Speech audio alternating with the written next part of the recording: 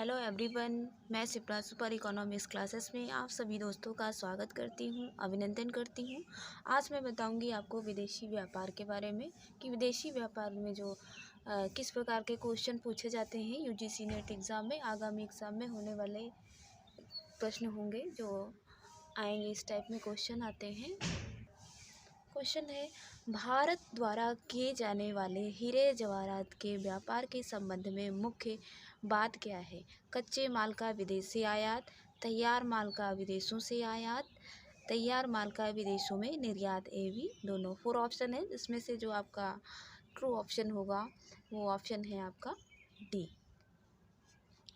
ए और सी, कच्चे माल का विदेशों से आयात होता है और जो तैयार माल होता है वो विदेशों में क्या होता है? निर्यात होता है, विदेशों में निर्यात होता है। क्योंकि हीरे जवाहरात का जो आयात वो पहले से ही किया जा रहा था, लेकिन अब पहले की अपेक्षा अब अधिक बढ़ गया है। इसका आयात दक्षिण अफ्रीका, बेल्जियम, अमेरिका आदि देशों से किया जाता है और फिर माल तैयार करने के बाद फिर इसे निर्यात किया जाता है। ओके गाइस, नेक्स्ट क्वेश्चन है, गत वर्षों में भारत द्वारा निर्यात किए जाने वाले इंजीनियरिंग के सामान कमी हुई है, वृद्धि हुई है, अत्यधिक कमी हुई है या उल्लेखनीय वृद्धि हुई है गाइस? तो जो आपका जो 17 का आंसर है वो है डी, उल्लेखनीय वृद्धि हुई है।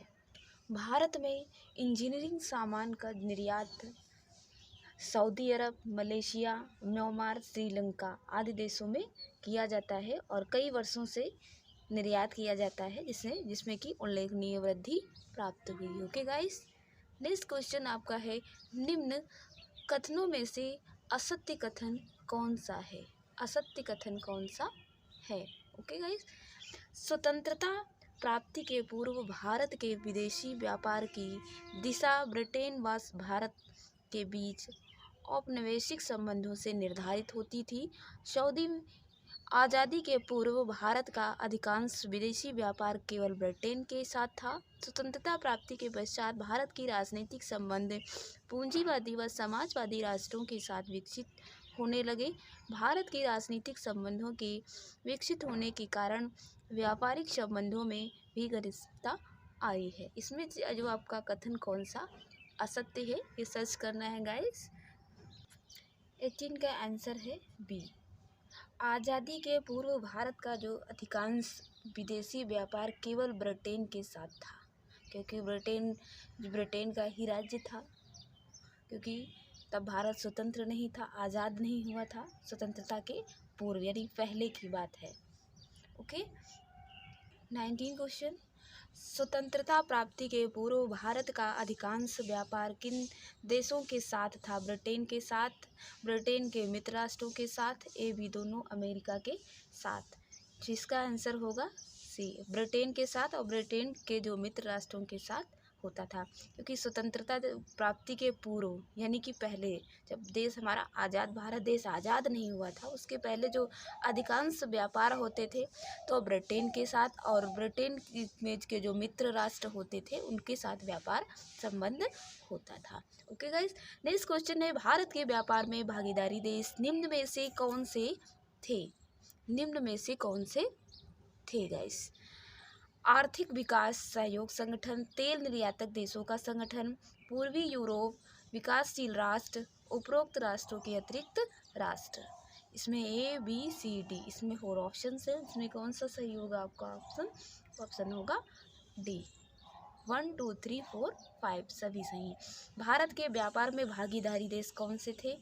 आर्थिक विकास सहयोग संगठन, तेल निर्यातक देशों का संगठन, पूर्वी यूरोप, विकासशील राष्ट्र, उपरोक्त राष्ट्रों के अतिरिक्त राष्ट्र।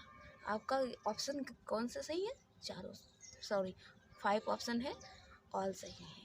ओके गाइस, नेक्स्ट क्वेश्चन है आपका, आर्थिक विकास सहयोग संगठन में निम्न में से कौन सा राष्ट्र सम्मिलित नहीं है? कुवैत, अमेरिका, कनाडा और जापान। कौन सा है गाइस इसमें आपका आंसर होगा कुवैत, ए। नेक्स्ट क्वेश्चन है, भारत के व्यापार संतुलन के अधिकांश प्रतिकूल रहने का क्या कारण है? बड़ी मात्रा में मशीनों का आयात, खनिज तेल का आयात, कच्चे माल का आयात, उपरोक्त सभी। 22 का डी आंसर है उपरोक्त सभी। भारत के जो व्यापार संतुलन का जो अधिकांश प्रतिकूल रहने का जो कारण था वो क्योंकि बड़ी मात्रा में मशीनों का आयात हुआ, खनिज तेल का आयात और कच्चे माल का आयात हुआ। इस कारणों से जो व्यापार संतुलन है वो बिगड़ गया। नेक्स्ट क्वेश्चन है भुगतान संतुलन का अभिप्राय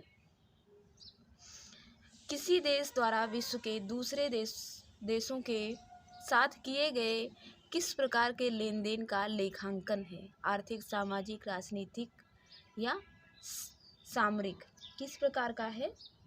23 का आंसर होगा आपका ए, आर्थिक। नेक्स्ट है भुगतान संतुलन के कितने प्रकार हैं? भुगतान संतुलन के कितने प्रकार हैं? 24 का आंसर होगा सी, 3 प्रकार हैं। भुगतान संतुलन के कितने प्रकार हैं? 3 प्रकार हैं। कौन कौन से हैं?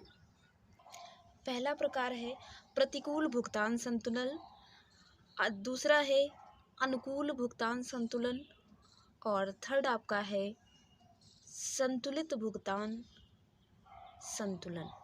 संतुलित भुगतान संतुलन। भुगतान संतुलन के कितने प्रकार होते हैं? 3 प्रकार होते हैं। 1, 2, 3 प्रकार होते हैं भुगतान संतुलन के। प्रतिकूल भुगतान संतुलन कब होता है? जब अंतर्राष्ट्रीय प्राप्तियां अंतर्राष्ट्रीय भुगतानों से कम होती हैं तो